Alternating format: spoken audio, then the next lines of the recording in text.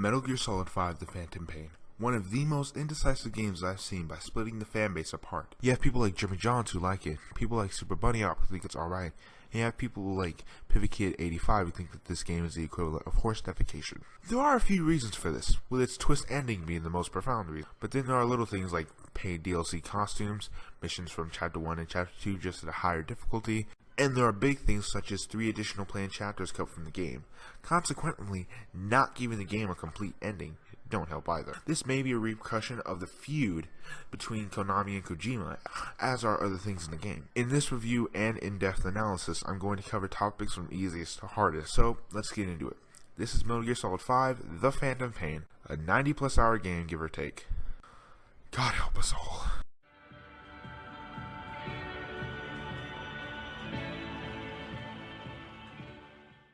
When it comes to visuals, it's stunningly beautiful. You know, besides a few kinks, it still looks amazing, even on last generation consoles. From little things like footprints in the mud and textures on animals, to big things like storms, character features, and how awesome it looks when an enemy's head falls apart when you get a headshot, and booby physics. Show them to me. Show them to me. Unclasp your brow and set those puppies free. They look a whole lot better without that sweater, baby. I'm sure you'll agree. If you got 2 fun bags. God bless you. God bless you indeed, man. God bless you indeed. So if you're still on a last generation console, Metal Gear Solid 5 The Phantom Pain is another release for last gen that is still worth buying. Now for sound. When it comes to Metal Gear games, music is always top notch, from Paz's theme in Peace Walker to Rules of Nature in Metal Gear Rising: Revengeance. And of course, we can't forget Snake Eater from Snake Eater, that is sung by Donna Burke. And Donna Burke returns not only to sing the game's main theme, Sins of the Father, she also does the iGeorge voice. Go figure. And the trailer songs are even top notch.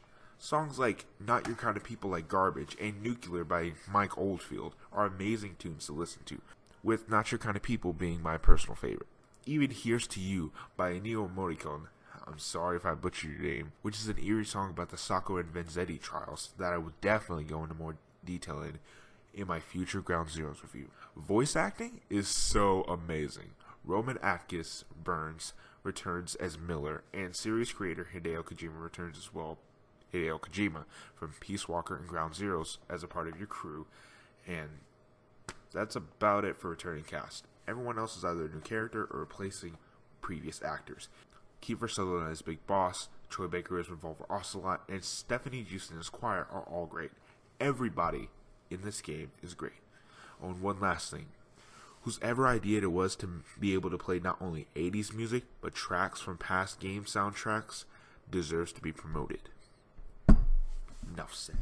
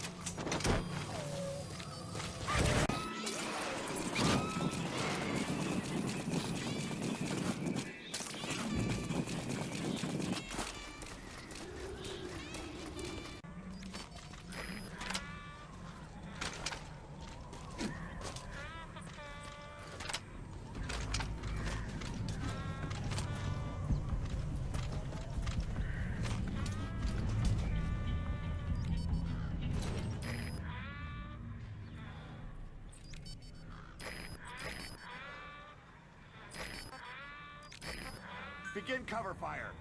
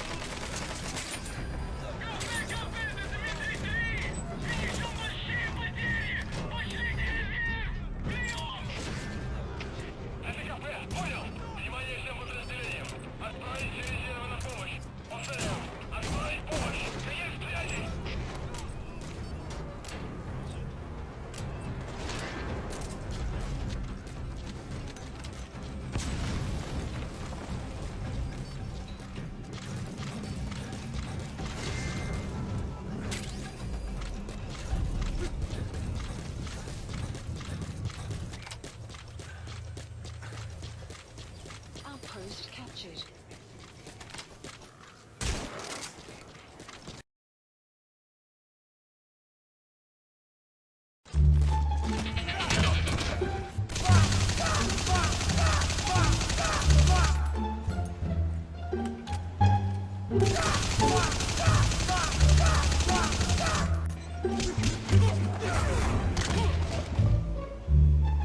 Dispatch me on my next move.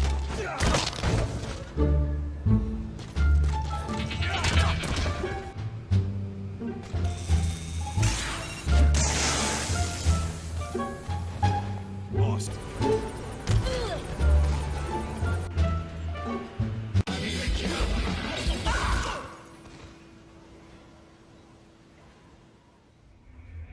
Boss, have you lost your mind? Maybe you're not the big boss we hoped for after all.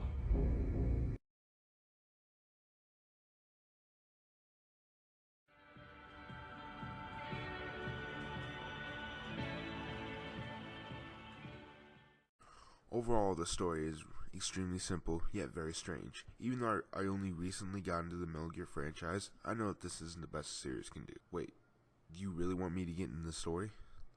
Are you serious? Fine, here it is. You wake up in a hospital with the aid of a man named Ishmael and Revolver Ocelot. You get revenge on Skullface for what he did in Ground Zeroes. You let Huey anticlimactically kill him. You defeat this game's Metal Gear Sahelanthropus. You see young Liquid Snake and Psycho Mantis multiple times. Find out that Psycho Mantis' pretty much bodyguard, the man on fire, is Colonel Vulcan from Snake Eater. Recruit and fall in love with a female soldier named Quiet, who attempted to kill you early on in the hospital. Find out that Huey is an evil spineless monster and exile him. Find out that Paz is alive and safe in Mother Base, only to find out later that she is a hallucination. Quiet leaves after finding out that she had a parasite that had killed a lot of your soldiers early on in the game. Well, not early on in the game, but earlier than that event. And believe me, I cried. Until I found out that if you do the original Cloaked in Silence mission 7 times, you get Quiet back. Oh, and Liquid Snake, aka Eli, steals Sahelanthropus along with a helicopter of yours full of his child soldiers. Then, Kojima just does a showstopper, the mic drop. He drops a bomb in your lap, flips Konami the bird, and walks off with a big smile. You find out you were never Big Boss. You were the medic from Ground Zeroes the whole time. And that the name, facial reconstruction, and birth date is the medic's info, not yours. Big Boss is actually Ishmael, who helped you get up in the hospital. He ended up stealing your identity and goes off to make Zanzibar land with Ocelot's help.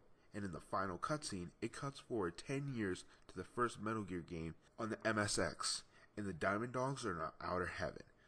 So you know what that means. Big Boss's first appearance wasn't even the real Big Boss. He punches the mirror, showing the Phantom Pain Big Boss, therefore going back 10 years, don't ask. Miller then declares war against Big Boss and swears that he will make the Venom Snake and his sons stronger. Ocelot then reminds him that the sons of Big Boss will eventually clash, alluding to the events of Metal Gear Solid. Then it abruptly ends. What? What the fuck? The Phantom Pain just ends, leaving so many questions up in the air. What did Eli do for 10 years with on Metal Gear? And did Quiet truly die? Because how does the game just let me have her back with no issues? In Ground Zeroes did let us play as Raiden in a mission that you can unlock, and in this game you can even unlock to play as Raiden, Grey Fox, and Solid Snake. And so maybe this game has ditched the whole time paradox thing from previous installments. Also, why did Huey have to live? I don't know if Huey lived on in Metal Gear Solid 1, 2, and 4. And if he did, that proves one of my biggest issues with prequels, is that eventually you will be tied down to the source material. That's why Snake Eater, Peace Walker, and Ground Zeroes really worked. But with a 9-year coma at the beginning and a whole decade that's jumped forward at the end of the Phantom Pain, this game has no room to breathe. Which brings it to my final question. Why is Venom Snake not angry? His identity was stolen. He's forced to live as a man who he barely knew. And he most likely has lost his family. Does he work with Miller to attempt to take down Big Boss? Did Big Boss take out Venom Snake because of Venom's hostility towards the real Big Boss? Is that why Venom died in Metal Gear? No. Venom accepts it.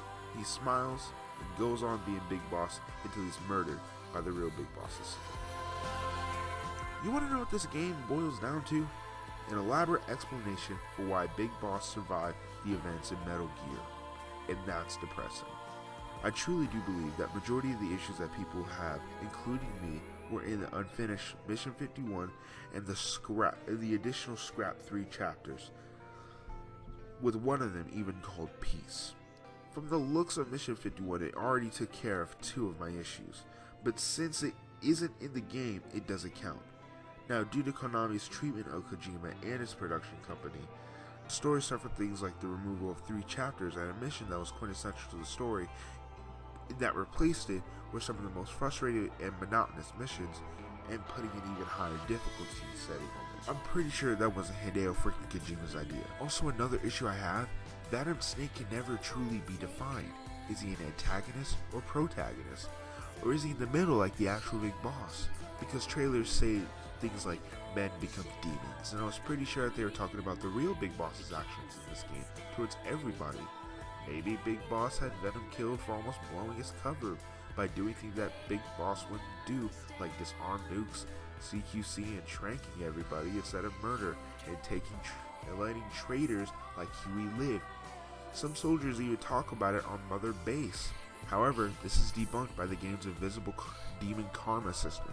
If you do bad things, like kill every soldier, kill animals, arm nukes, etc., then you will permanently be covered in blood and your horn will be freaking huge. You can reverse this by doing the exact opposite, but moving on. It's also debunked by the ending cutscene. After those 10 years pass by, Venom Snake is now Demon Snake. It's inevitable. So basically, no matter what we do, we become evil. Then why is there a karma system in the first place? And the bigger one, what in the name of everything Metal Gear could have happened to make Venom Snake evil? Venom seems like what every player perceives Big Boss to be. A tough, gruff soldier with a marshmallow inside. So what happened in those 10 years? I mean, we know practically everything that happened with every other Metal Gear protagonist. But thanks to Konami's higher-up being douchebags, we will never see what made him evil, or why he follows the orders of the man who stole your life just to make another army.